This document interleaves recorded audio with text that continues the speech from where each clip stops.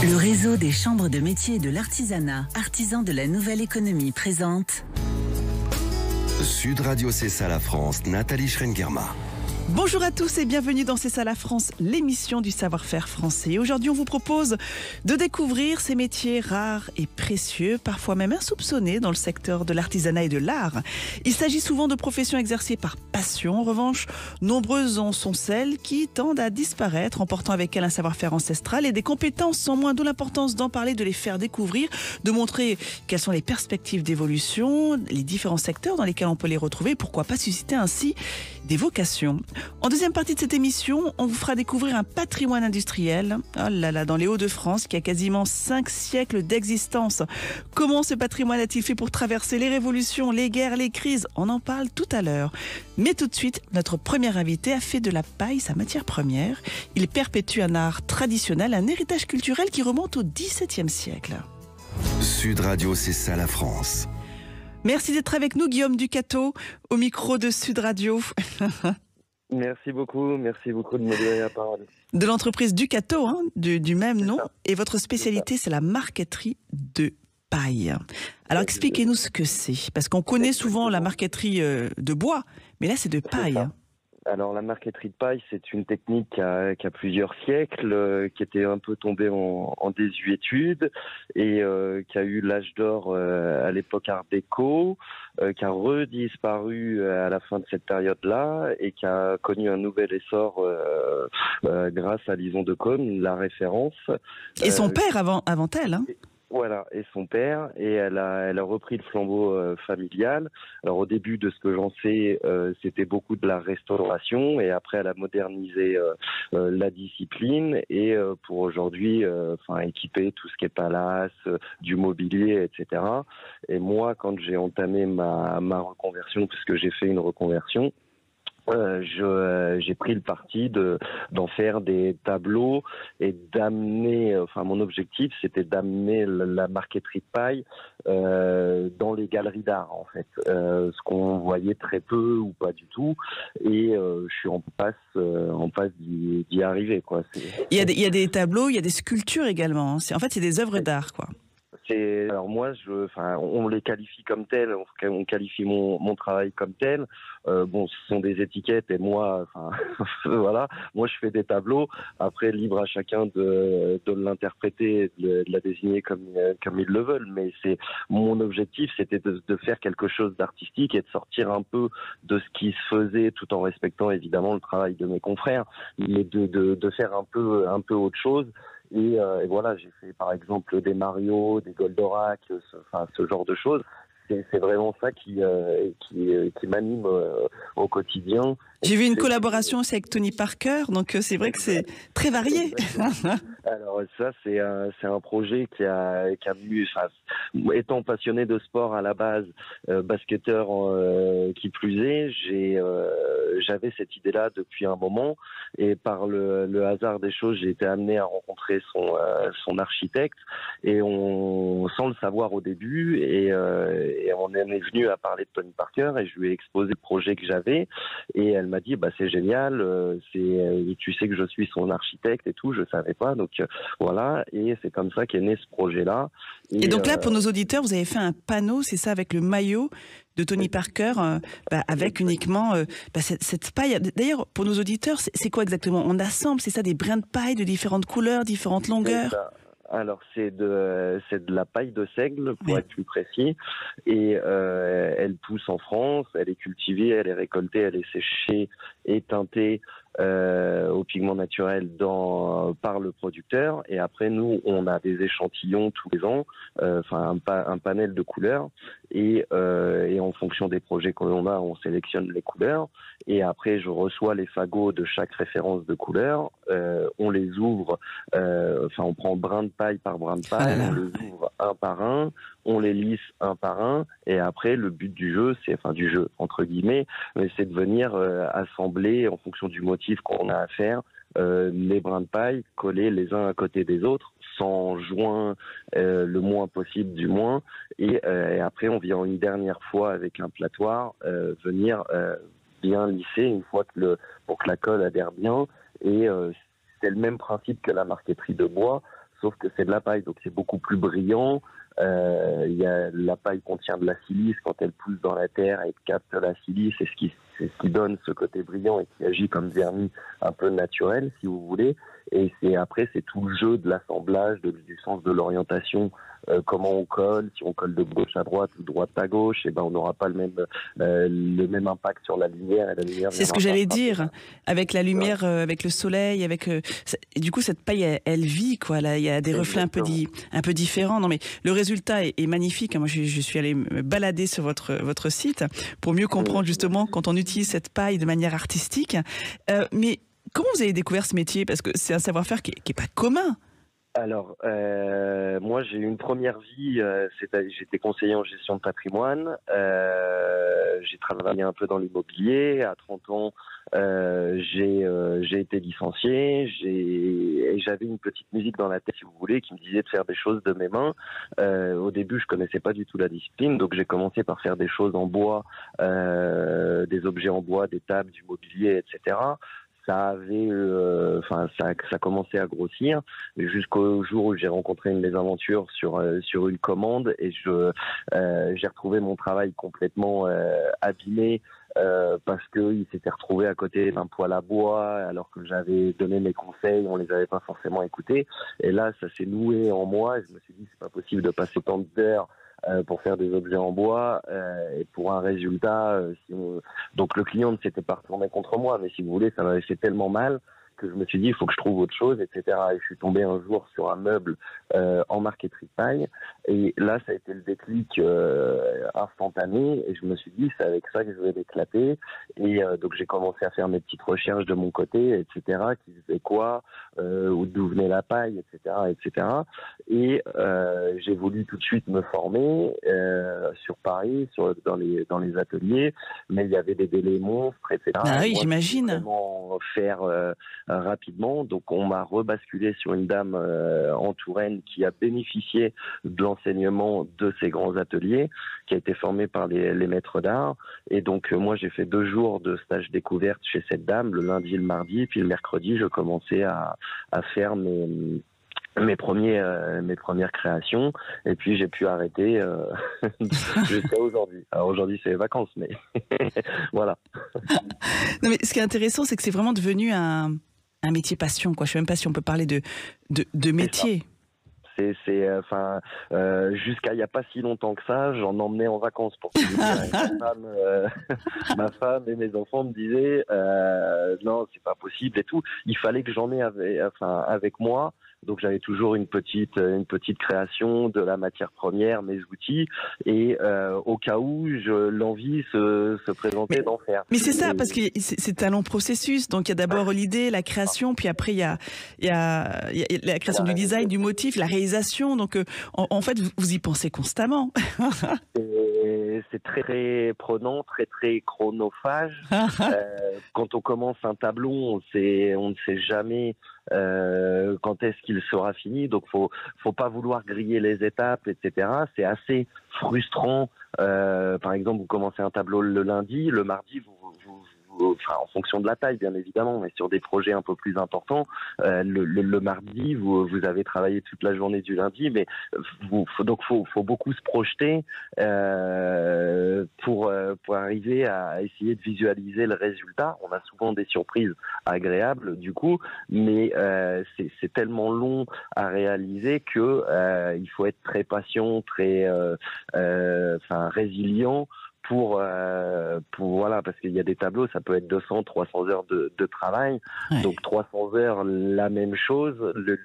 Les gestes sont très simples, entre guillemets, et mais c'est très rébarbatif au long de la journée. Donc c'est toute cette résilience qui fait que on arrive au bout du tableau. Et en général, quand le tableau est terminé, ça devient une obsession quand on arrive à la fin, parce qu'on a tellement passé d'heures que et il y a certaines œuvres où, si vous voulez, je pouvais plus les voir en peinture. Alors, c'est pas de la peinture, mais c'est l'expression.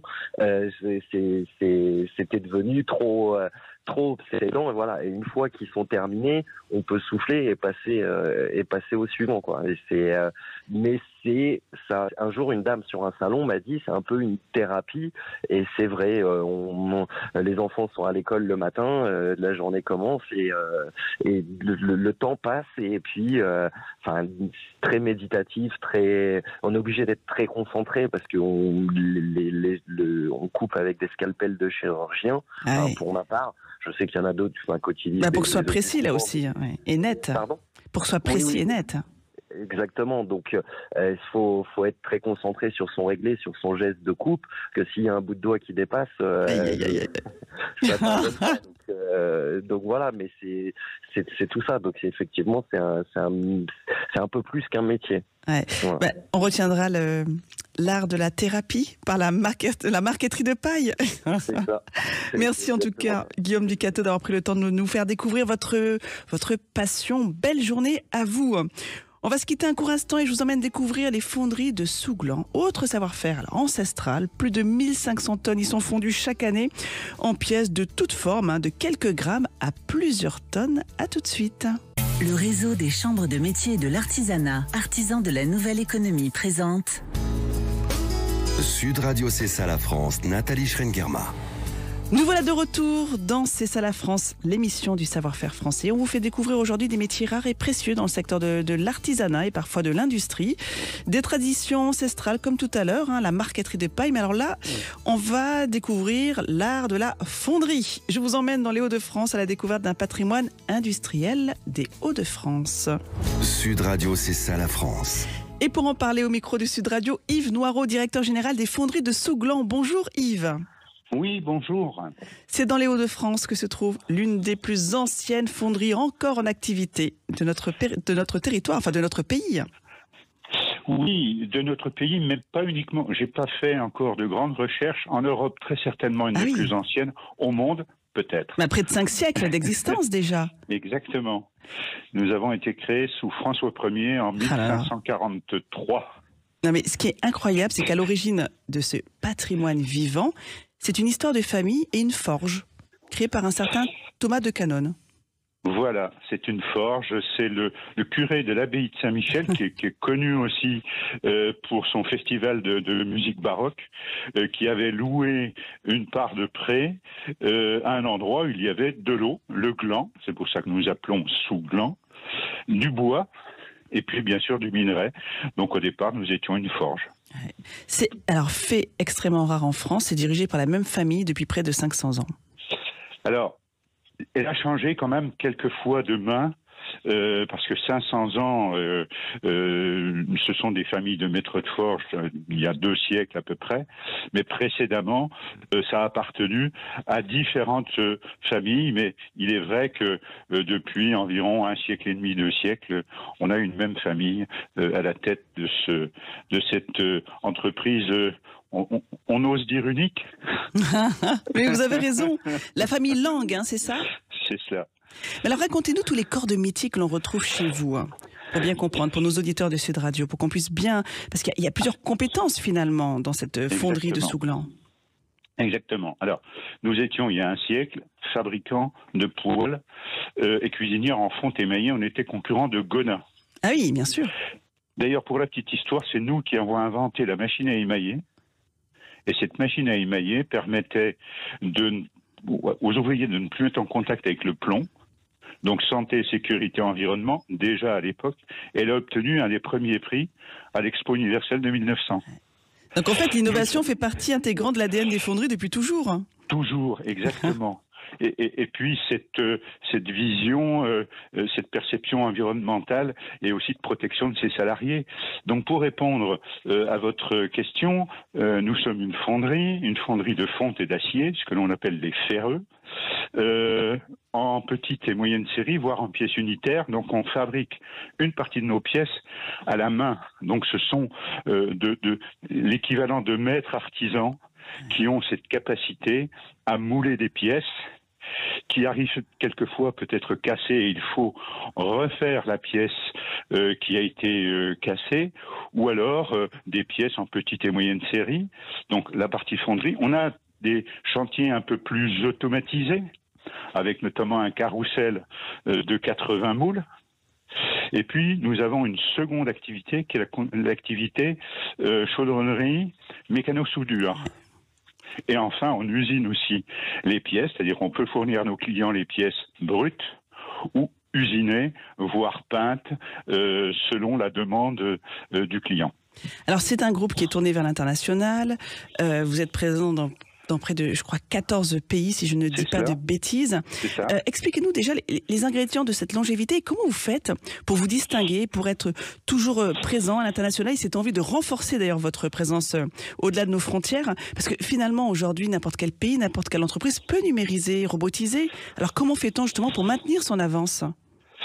Alors, nous innovons, c'est-à-dire que c'est une société, c'est une entreprise qui a toujours su s'adapter à son époque, à son temps, mais aussi aux événements. On vient de vivre 4 événements, 4 années d'événements. Par exemple, on est passé à la semaine de 4 jours.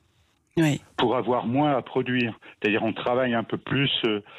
On est aussi très innovant dans le sens où nos clients, selon leurs contraintes, selon leurs besoins, on va leur apporter les conseils pour qu'ils fabriquent une pièce à leur mesure, à leur souhait. Il y a une troisième particularité, c'est que nous défendons fort le Made in France. Je suis moi-même ambassadeur de la French Fab et on est entreprise du patrimoine vivant. Oui. Mais nous sommes aussi vitrine industrie du futur. Nous faisons partie des 125 vitrines. On a été la 37e vitrine en France parce que nous faisons de la R&D en interne. Donc, si vous voulez, ce triptyque Made in France, innovation et protection de la planète fait que, par exemple, nous avons une centaine de demandes entrantes chaque année sans faire de démarche commerciale. Et ces demandes entrantes arrivent aussi de l'Europe, mais aussi de l'international. Donc en fait, c'est pas une démarche proactive, commerciale, mais notre modèle économique fait que nous sommes de plus en plus connus et reconnus, et donc on vient à nous. Oui, c'est-à-dire qu'il y a, j'allais dire, vous êtes un pied dans le futur, puis un pied dans, je ne vais pas dire dans le passé, mais la tradition, le patrimoine, donc c'est aussi quelque chose qui rassure, hein, cette longévité. Vous l'avez dit, la belle entreprise du patrimoine vivant, il y a quoi? Il y a 1400, un peu plus de 1400 entreprises en France qui l'ont. C'est un label d'État qui est rare et précieux, donc qui va parfaitement bien avec votre savoir-faire. Exactement, et c'est vrai qu'on cohabite avec Dior, avec Hermès et bien d'autres. Et puis sur les vitrines, industrie du futur, on cohabite avec Safran, avec Bouygues, avec Bosch, avec Siemens, bref, avec de très grands noms. Et nous sommes un peu le petit pousset, mais toujours est-il qu'on fait partie de ces vitrines. Et en matière d'innovation, pour que ce soit concret pour nos auditeurs, donc il faut répondre à cette demande mondiale d'une fabrication beaucoup plus durable. Elle se fait où l'innovation? C'est le choix des nouveaux matériaux? C'est quoi? C'est d'optimiser le recyclage dans le process de fabrication? Parce que bien évidemment, toutes ces entreprises consomment beaucoup d'énergie, ce qui est normal. Donc expliquez-nous un peu tout ça. Comment vous faites justement pour répondre à cette demande? Alors une réponse première, économie circulaire. Ouais. On rachète les pièces usagées à tous nos clients. Tous nos clients qu'ils souhaitent, on rachète leurs pièces. Et puis, la partie recherche consiste à mesurer jusqu'à quel pourcentage on peut mettre de matières premières usagées. Donc ça, on le fait en continu. On le faisait déjà de façon un peu empirique. Maintenant, on le fait de façon avec une partie recherche. Ça, c'est un premier point. On travaille beaucoup sur la durée des pièces, ce qui fait que on est sur une notion de production responsable. Ça permet aussi à un client, sur des pièces de maintenance, par exemple, de faire que sa maintenance est beaucoup moins fréquente. Oui. Donc, quand on met bout à bout tous ces éléments, on va dire, qui apportent à la fois de la compétitivité, mais qui sont aussi vertueux, puisque on protège les ressources minérales. Et ce faisant, cette vertu, on est d'ailleurs très souvent primé pour avoir mis en place ce modèle économique. Mais on le fait avec une démarche d'innovation, avec véritablement une partie recherche et développement. Et moi, j'invite nos auditeurs à aller visiter les fonderies de Souglan, hein, parce que c'est une visite assez incroyable à faire. Et il y a cette envie finalement de l'ouvrir aux visiteurs, hein, pour présenter au grand public finalement votre savoir-faire. Voilà. Alors, ça va vous rappeler d'ailleurs, je pense, quelque chose. Nous avons été labellisés France Savoir-Faire d'Excellence en septembre 2019 au Quai d'Orsay. Je me rappelle très bien, c'est moi qui animais, j'étais enceinte jusqu'au cou. Hein. Voilà. 8 mois de grossesse et j'ai accouché quelques semaines après. Donc, on faisait partie de cette centaine d'entreprises qui a ce label aussi d'exception qui fait que avec Entreprises et Découvertes et avec Atout France, on est ouvert aux visites en permanence. Et bien entendu, alors on accueille des écoliers, on accueille des élèves, des étudiants, mais aussi des associations, voire des groupements d'un public très divers qui vient nous voir. Alors, je dis tout de suite, oui. Pas plus de 15 à chaque fois, parce que... Il y a des règles de sécurité, j'imagine, voilà, également. C'est surtout lié à la partie sécurité. Merci beaucoup Yves Noireau d'avoir pris le temps de nous faire découvrir la fonderie de Souglan et belle journée à vous. Destination Occitanie et les entreprises ouvertes à la visite vous présentent Sud Radio, c'est ça la France, avec Thibault le French Trotter. Et avec vous Thibault, on s'intéresse cette semaine à un savoir-faire du plateau de l'Aubrac. Exactement Nathalie, si je vous dis l'aïeul, je suis sûr que vous allez me répondre du tac au tac. Savoir-faire coutelier, bien sûr. On part justement dans ce village d'Aveyron où est né ce fameux couteau. On va rejoindre Honoré Durand, deuxième génération de maître artisan coutelier. Il est à la tête de l'entreprise qui porte le même nom que lui et qui fabrique des couteaux dans la pure tradition de l'aïeul. Bonjour Honoré. Oui, bonjour, c'est bon. Alors est-ce qu'on peut rappeler brièvement l'histoire de cette entreprise qui a été fondée par votre père ? Voilà, c'est mes parents qui ont fondé l'entreprise il y a 35 ans au renouveau du couteau de l'aïeul à l'aïeul. Et donc on est parti refabriquer le couteau de l'aïeul entièrement à l'aïeul. Alors est-ce qu'on peut rappeler un petit peu la tradition coutelière locale ? Ça remonte à quand le couteau de l'aïeul ? Alors le couteau de l'aïeul a été inventé il y a à peu près 200 ans par un forgeron du village. Et en fait, il est parti du capuchadou, donc du couteau paysan typique local qui était non fermant. Il a inventé le couteau de l'aïeul qui était un couteau fermant avec une forme agréable tant dans la main que visuellement. Donc c'est un couteau qui a perduré dans le temps. Alors comment il a évolué ensuite ? Il a évolué en rajoutant par exemple le poinçon rapidement, donc on appelle aussi le trocard qui permettait de percer la panse des animaux. Bon, aujourd'hui c'est plus trop utilisé et surtout principalement en ajoutant la mèche de tire-bouchon. Et je crois aussi qu'il y a des spécificités aussi, il y a des inscriptions, il y a un insecte qui est au niveau du ressort, c'est ça ? Exactement, tout à fait. Donc sur le dessus de ce qu'on appelle le ressort, donc qui permet de faire le rappel de la lame, vous avez une abeille qui est présente pour symboliser le couteau de l'aïeul. Alors après, c'est surtout pas un gage de qualité et surtout pas un gage d'origine du produit. Hein. D'accord. Je crois qu'il y a aussi des croix, il peut y avoir aussi une coquille Saint-Jacques parce que l'Aubrac c'est le chemin de Saint-Jacques. Voilà, effectivement, le chemin Saint-Jacques parcourt l'Aubrac. Après, effectivement, on peut faire tout motif à la place de l'abeille, dont la coquille Saint-Jacques. Après, vous avez sur le manche, vous avez des petits pointillés qui forment la croix du berger. C'était le berger quand il était à l'estime, en fait, il se servait de chapelet en plantant le couteau et il se servait du chapelet de la croix qui était présente sur le manche du couteau. Alors, c'est une entreprise qui se visite. Et vous ouvrez vos portes, et je crois que la visite se fait en 2 temps. Je crois qu'il y a une partie théorique et une partie visite de l'atelier, c'est bien ça ? Oui, tout à fait. Depuis très longtemps, on a été précurseurs pratiquement en France dans la visite d'entreprise parce que les consommateurs avaient besoin de voir la fabrication, être rassurés quant à la fabrication qui avait bien lieu sur place.